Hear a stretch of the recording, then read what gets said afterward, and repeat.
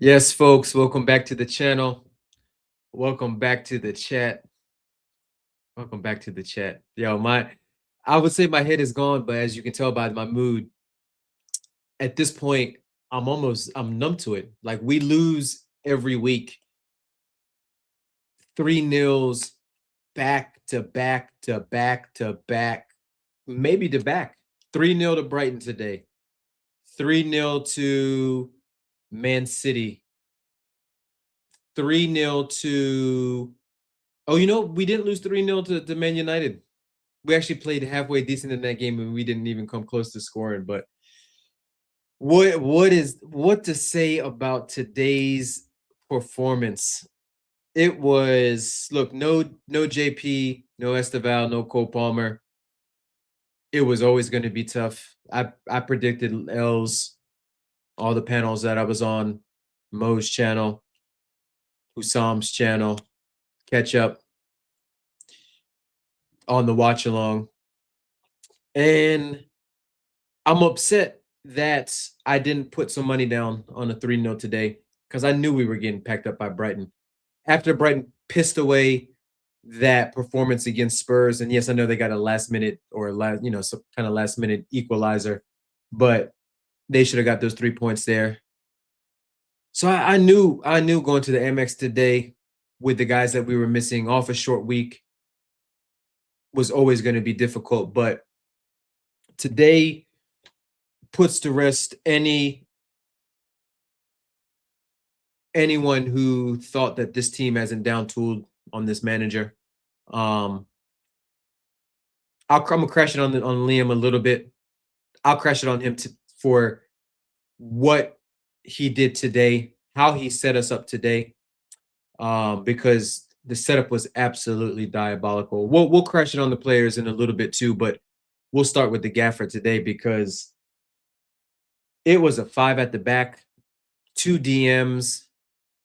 It was Gusto, Fofana, Chalaba, Hato, Cucurella, Sanchez in goal, Caicedo,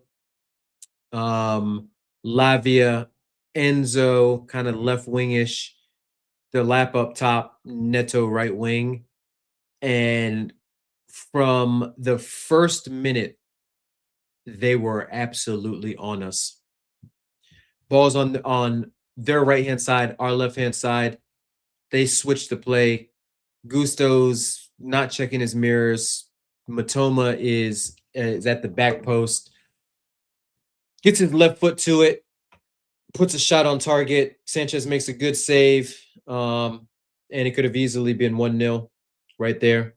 But lucky for Brighton, they didn't have to wait too much longer. Because I think from the corner they scored. They get the ball in the corner. They send it in. It's a shit corner. Hato, who's been one of our only standout players underneath Rosinha, generally liked what I've seen from Hato today, or Hato overall. But for some reason, he has a brain fart. He flicks it on, sort of heads it back into the danger area. Kadioglu, if I'm pronouncing his name wrong, I apologize to any of my Turkish homies that subscribe or that are watching this video. But he puts his foot through it. Fofana, I don't know what Fofana's doing. Fofana sticks his leg out when the ball is going directly to Sanchez. It deflects off Fofana, goes into the back of the net. It's 1-0, and that is the last thing that this club needs is to go down 1-0. Remember Rosinha said in the press conference the other day, things are increasingly difficult for us or something like that. I'm paraphrasing, when we go down 1-0 because we can't score goals. And even if we do push numbers forward, that means we're going to be exposed more at the back. So it's 1-0, and it's just chance after chance after chance. Sanchez makes a couple of decent saves. There's a header that comes in that they get on the end of that Fofana's nowhere near. It gets saved by Sanchez. We have the ball on the right side. I think it's about 23, 24 minutes in. Lavia's on the ball. He passes it back to Sanchez. Sanchez tries to hit it first time. It goes directly to a Brighton player. He squares it, and I think it's Jorginho Ruder. He puts his left foot through it, and it's saved off the line by Chalaba. Those two idiots are celebrating like it was a goal line clearance that just won us all 3 points, when in reality it was the idiot Sanchez who put us into a dangerous position there. And today, look, I know Sanchez made some decent saves, but his kicking was absolutely atrocious. The amount of times where he either kicked the ball out of play or just hooked it right back up to him, and they immediately win it, sometimes under no pressure, sometimes under pressure, which ultimately gets recycled and they immediately go back on the front foot and they're putting us back under pressure, was absolutely just diabolical today, right? The folks that were saying Sanchez was our player of the season candidate and things like that, I don't know what you all are seeing, because time and time again, these are the kind of performances we get from Robert Sanchez when it comes to his distribution.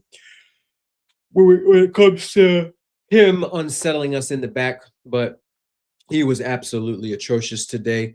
And I'll be honest with you, at halftime it was 1-0 Brighton. They had about 7 shots, about 4 or 5 on target. We hadn't had a shot on target at that point. I don't think we finished with a shot on target all game. And if I was Fabian Hutzler, I would have been pissed off, because they were clearly the better side, and they were creating opportunities for fun. They were rondos, kick ups, jolly ups, whatever you want to call it. They were having fun with us out there. First half, second half, it looked like men against boys. It looks like a senior side against an under 21 side. Not even under 21 side. We look like an under 18 side today.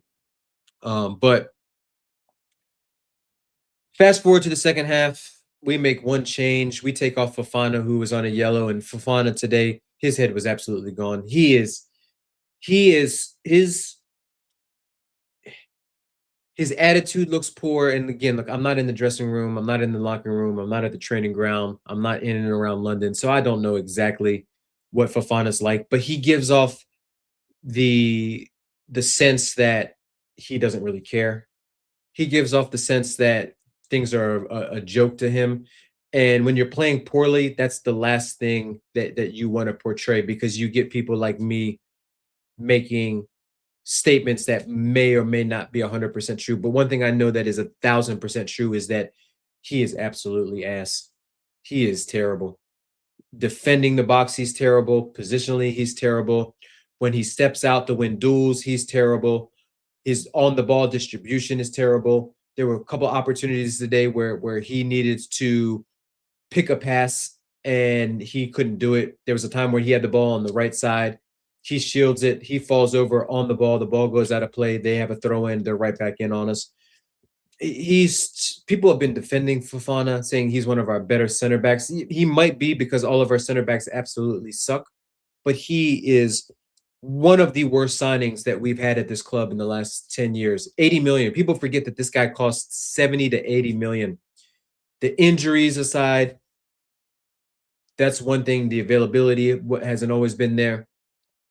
And when he has been there, the performances have been absolutely shocking. His partner today on that in that right side, that French international and Gusto, absolutely terrible. Doesn't check his mirrors. Shit on the ball today. 1v1 getting cooked by Matoma. They were doubling up, playing the pat balls around him. He's out of place positionally.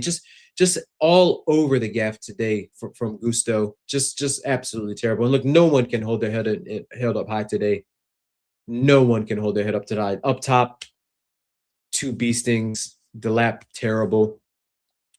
Neto, terrible. There's one time in the first half where he's driving with the ball on the right-hand side. He slows it down, and what does he do? He falls over the ball, loses possession. Left-hand side, not much better when Garnacho came in at halftime for Fofana. Does what Garnacho does, dribbles aimlessly, can't pick a pass, doesn't do anything defensively.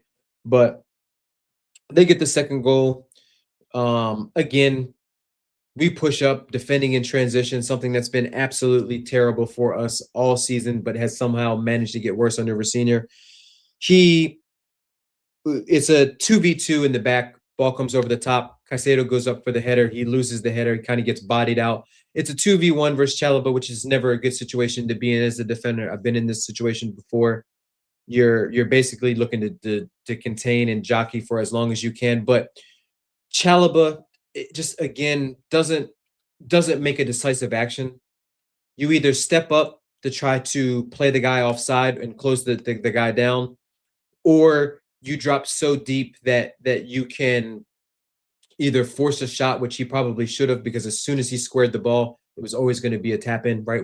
Everybody who's played FIFA knows what a sweaty goal is and knows in that situation, you delay, you delay, you delay. If the defender doesn't step to try to draw the other guy offside, then it's an easy pass, it's an easy goal. And yeah, you could say I'm being harsh on Chalaba. What's he supposed to do in that situation?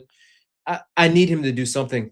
I need him, instead of just jockeying back, I need him to actually engage in the defender, engage in the attacker, do something in that situation. And then by some miracle, it's only 2-0 at that point. I'm looking at the final stats right now.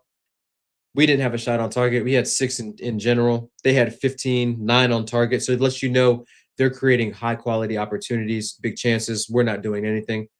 We're as bad as we were tactically set up today, and we were terrible tactically. We were all over the place.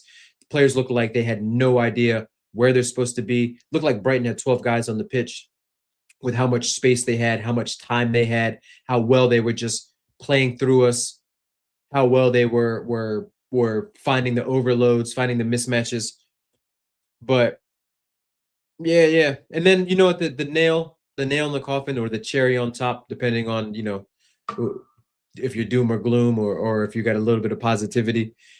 Danny Welbeck comes in. And what does Danny Welbeck do? He scores versus Chelsea. Put the third goal in the bag. Ball comes in over the top. Gusto, he goes up for the aerial duel, and there's nobody within sight. That he has no chance of getting at it.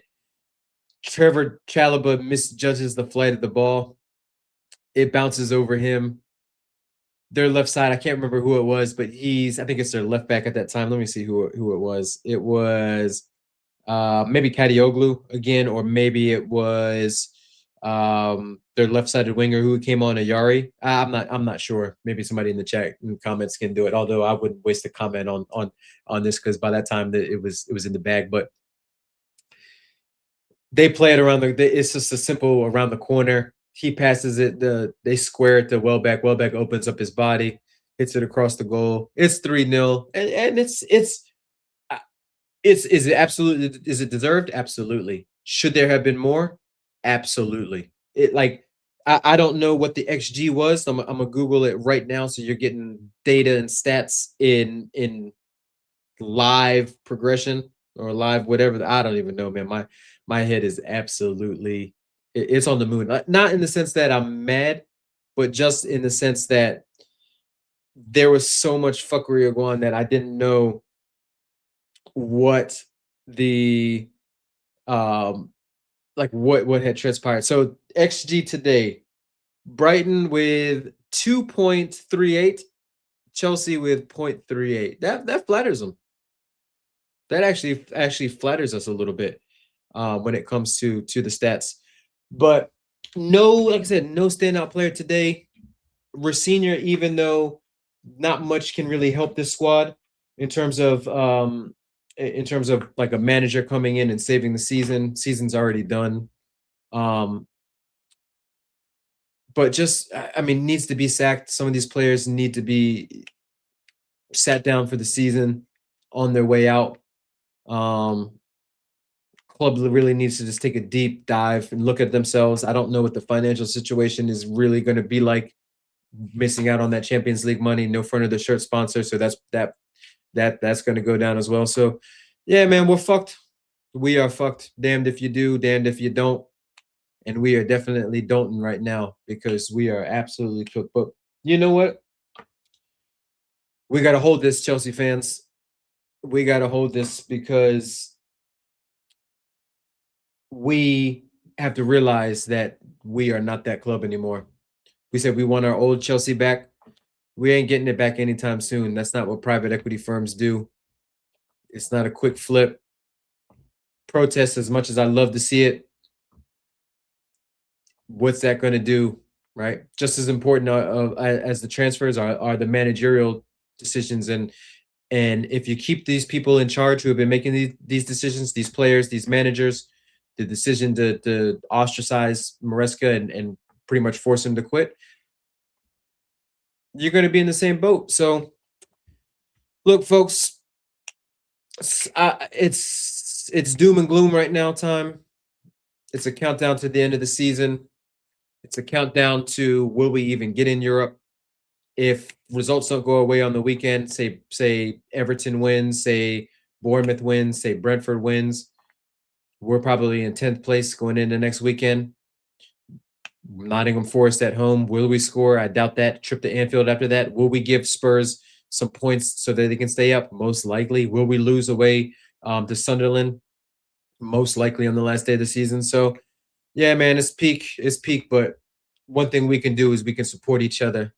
We can support the channel. We can hit that subscribe. We can hit that like button. We can hear that share, the hype button as well. And we'll see you at the next one, man. See you at the next one. Peace.